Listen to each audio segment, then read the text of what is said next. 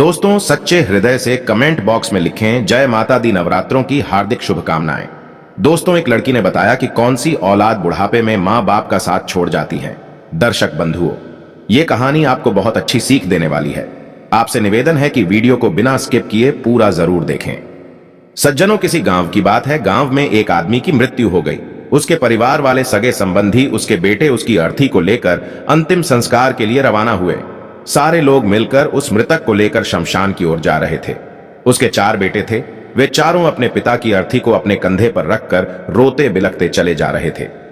दोस्तों, वे अर्थी लेकर अभी कुछ दूर ही पहुंच पाए थे। उसी समय एक दूसरे गांव का व्यक्ति उनके पास आया और उसने अर्थी ले जा रहे उसके चारों बेटों में से एक बेटे के पैर पकड़ लिए और बोला, भाई कृपया मेरी बात सुनिए, तभी मैं अर्थी को आगे जाने दूंगा। दोस्तों, उसका ऐसा आचरण देखकर सारे लोग वहीं रुक गए और उस आदमी से पूछने लगे कि हाँ भाई, तुम क्या पूछना चाहते हो? कृपया अतिशीघ्र अपनी बात कहिए। तब वो आदमी बोला, भाइयों, मेरे साथ बड़ा धोखा हो गया। जिस व्यक्ति को आप अंतिम संस्कार के लिए ले जा रहे हो, इसने मुझसे 5 लाख रुपए कर्जा लिया था और ये आज मेरा कर्जा लौटाए बिना ही मर गया। 5 लाख रुपए एक मोटी रकम होती है, उसको भला मैं कैसे छोड़ दूं? जब तक मुझे मेरे 5 लाख रुपए नहीं मिल जाते तब तक मैं अर्थी को आगे नहीं जाने दूंगा। दर्शक बंधुओं, 5 लाख रुपए का नाम सुनकर उस मृतक आदमी के बेटे कहने लगे, भैया, आपके पैसों के बारे में पिताजी ने हमें कभी नहीं बताया, इसलिए आपके पैसे हम नहीं लौटा पाएंगे। दोस्तों, जब उस मृत आदमी के बेटों ने पैसे देने से मना कर दिया तो उसके भाइयों ने भी मना कर दिया। अब तो शमशान यात्रा में आए हुए सभी लोगों ने उसके पैसे लौटाने से मना कर दिया। किसी ने इस बात की जिम्मेदारी ही नहीं ली कि भाई अर्थी को आगे जाने दीजिए, हम आपके पैसे दिलवा देंगे। दोस्तों, अब तो उस दूसरे गांव से आए हुए आदमी ने देखा कि भाई बंधु और परिवार वाले बहुत दूर की बात है। मृतक के सगे बेटे भी अपने पिता के ऊपर चढ़े कर्ज को उतारने की जिम्मेदारी नहीं ले रहे हैं, जिसने इन बेटों को पालने पोसने में अपनी सारी जिंदगी खपा दी। उसने भी निश्चय कर लिया कि मैं भी अर्थी को एक कदम भी आगे नहीं जाने दूंगा। यदि अर्थी आगे ले जाना है तो पहले मेरे पैसे चुकाओ। दोस्तों, अब तो वहां पर कोई भी आगे नहीं आया जो ये कहता कि पैसे हम दे देंगे या दिलवा देंगे, आप अर्थी को जाने दीजिए। कई घंटे हो गए। वो आदमी अर्थी को रोक के खड़ा था। जब ये बात परिवार की महिलाओं को पता चली तो उनमें से उस मृतक की एक बेटी भी थी जो शादीशुदा थी। उसने सुना कि एक आदमी उसके पिता की अर्थी को आगे नहीं जाने दे रहा है तो उसने बिना देर किए अपने सारे गहने और कीमती वस्तु वे सब लेकर उस आदमी के पास पहुंच गई और बोली, भैया, आप मेरे ये सारे गहने और कुछ पैसे ले लीजिए और मेरे पिता की अर्थी को आगे जाने दीजिए। आपके जो पैसे रह जाएंगे मैं धीरे धीरे करके सब चुका दूंगी। दोस्तों, इस घटना को देखकर वहां मौजूद सारे लोग हैरान थे। लड़की द्वारा दिए गए गहने और पैसे लौटते हुए वो आदमी बोला, बहन, ये गहने आप अपने पास रखिए। दरअसल बात कुछ इस तरह है कि आपके पिता पर मेरा कोई कर्जा नहीं है। उल्टा 5 लाख रुपए मैंने ही आपके पिता से कर्ज लिए थे, जिन्हें मैं आज लौटाने के लिए आया था। अब ये तो मर ही चुके, तो मैंने सोचा कि इतनी बड़ी रकम मैं किसके हाथ में सौंपूं? इन पैसों का असली हकदार कौन है? इसी बात की परीक्षा करने के लिए मैंने ये सब किया। अब मैं जान चुका हूं कि इन पैसों को लेने के हकदार ना उसके बेटे हैं ना भाई, क्योंकि पिता के ऊपर कर्ज की बात सुनकर ये सब पीछे हट गए। जो पिता पूरी जिंदगी इन बेटों को पालने पोसने के लिए दिन रात मेहनत करता रहा, वही बेटे पिता के कर्ज को उतारने के लिए तैयार ना हुए। इन पैसों की असली हकदार तो बेटी तुम ही हो, क्योंकि तुमने अपने पिता के कर्ज को चुकाने के लिए अपने सारे गहने, सारी कीमती वस्तुएं एक पल में ही मुझे सौंप दी। इस मरे हुए व्यक्ति की सच्ची हितैषी तो आप ही हो, इसलिए ये 5 लाख रुपए जो मैंने तुम्हारे पिता से लिए थे वे मैं तुम्हें सौंपता हूं। दर्शक बंधुओं, वे पैसे उस लड़की को देकर वो आदमी चला गया।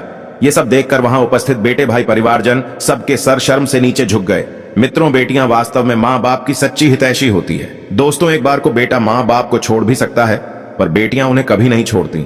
अपने मां बाप के बुरे वक्त में वे हर समय तैयार रहती हैं और सब तो मां बाप की दौलत को ही अपना समझते हैं, लेकिन बेटियां मां बाप को ही अपनी दौलत समझती हैं। फिर भी आज के निर्दयी पिता बेटियों को गर्भ में ही मरवा देते हैं। वे ये भूल जाते हैं कि बुढ़ापे में जब बेटा ठोकर मार देगा तो उसकी बेटियां ही उसका सहारा बनेगी। वो ये भी भूल जाते हैं कि उसका नाम केवल बेटा ही नहीं चलाएगा, बेटियां भी उसका नाम चला सकती हैं। आजकल ऐसी हजारों बेटियां हैं जिन्होंने अपने माता पिता का नाम रोशन किया है, जिन्होंने बेटों द्वारा ठुकराए जाने पर अपने मां बाप को सहारा दिया है। दोस्तों, इस संबंध में मैं आपको एक और छोटी सी कहानी सुनाने जा रहा हूं जो बेटियों की आपको कीमत समझा देगी। मित्रों, एक विद्यालय की बात है। एक दिन विद्यालय में एक नई अध्यापिका आई। वो दिखने में बड़ी खूबसूरत थी। उनकी उम्र लगभग 30 वर्ष की आसपास रही होगी, लेकिन उन्होंने अभी तक शादी नहीं की थी। उनकी अधिक आयु को देखकर विद्यालय में पढ़ने वाली छात्राएं ने अनेक तरह के अनुमान लगाती थी। एक दिन कुछ छात्राओं ने उनसे पूछ ही लिया कि मैडम, आपने अभी तक शादी क्यों नहीं की? हम देख रहे हैं कि आपकी उम्र विवाह के उम्र से काफी अधिक हो चुकी है। अक्सर इस उम्र में हमारे समाज की बेटियां विवाह करके अब तक बच्चों वाली हो जाती हैं। मित्रों, छात्राओं के इस प्रकार पूछने पर उन मैडम ने बताया कि देखो, मैं आपको पहले एक छोटी सी कहानी सुनाती हूं, उसके बाद तुम्हें मेरी बढ़ती उम्र में अविवाहित रहने का कारण पता चल जाएगा। दोस्तों, किसी गांव में एक पति पत्नी रहते थे। बेटों के लोभ में उनके घर में 5 बेटियां हो चुकी थीं, पर बेटा नहीं हुआ था। जब 6वीं बार उस महिला ने गर्भ धारण किया तो उसके पति ने उस महिला को खूब धमकाया और कहा कि देखो, हमारे घर में 5 बेटियां पहले से ही हैं। अगर इस बार भी तुमने बेटी को जन्म दिया तो मैं उस बेटी को उठाकर किसी सड़क पर या किसी कूड़े के ढेर पर फेंक आऊंगा। दोस्तों, पति की धमकी से आहत होकर महिला सारी रात रोती रही और भगवान से प्रार्थना करती रही कि अगर मेरी बेटी को कूड़े के ढेर में फेंका जाएगा तो हे भगवान, मुझे बेटी मत देना।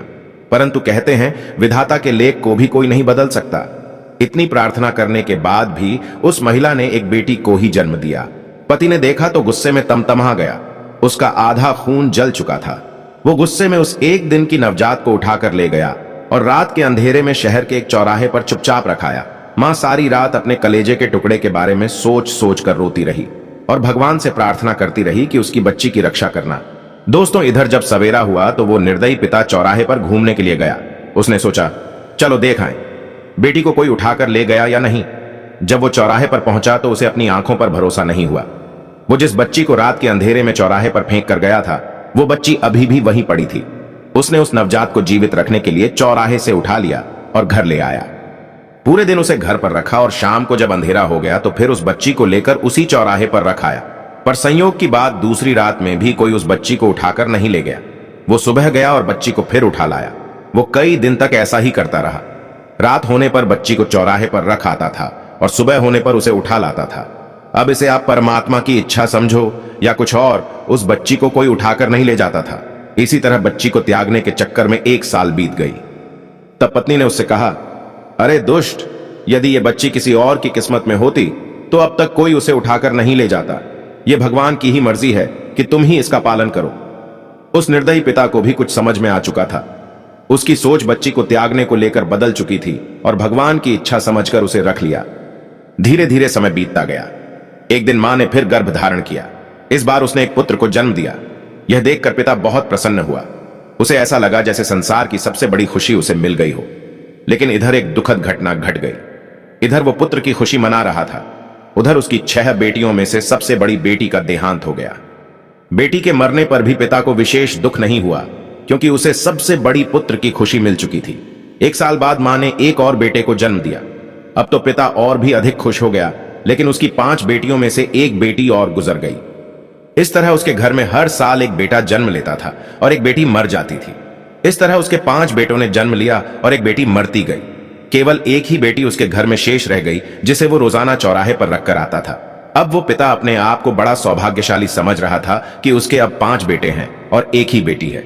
उधर वो अध्यापिका ये कहानी सुनाते सुनाते जोर जोर से रोने लगी और उसने अपने आंसू पोंछकर छात्राओं को बताया कि उस पिता की जो बेटी जीवित बच गई थी, वो बेटी मैं ही हूं। मुझसे ही मेरे पिता पीछा छुड़ाना चाहते थे। अध्यापिका ने आगे बताया कि कुछ दिन बाद उसकी मां भी संसार से चली गई। मेरे 5 भाई अब जवान हो चुके हैं, सबकी शादी हो गई है। सब अपनी अपनी पत्नी और बच्चों के सहित दूसरे दूसरे शहरों में रहने चले गए हैं और अपनी जिंदगी में मग्न हैं। मेरे पिता अब बूढ़े हो चुके हैं। मेरे भाइयों को उनकी कोई परवाह नहीं है। मेरे पिता इतने कमजोर हो गए हैं कि अपने हाथों से वे खाना भी नहीं खा पाते हैं। घर में और कोई नहीं है जो उनकी देखभाल कर सके। बस मैं ही उनकी देखभाल करती हूँ। उनके भोजन, पानी, दवा, गोली की चिंता रखती हूँ। इसीलिए मैंने अभी तक विवाह नहीं किया है। यदि मैंने अपनी शादी कर ली तो मेरे बूढ़े पिता को देखने वाला मेरे घर में कोई नहीं रहेगा।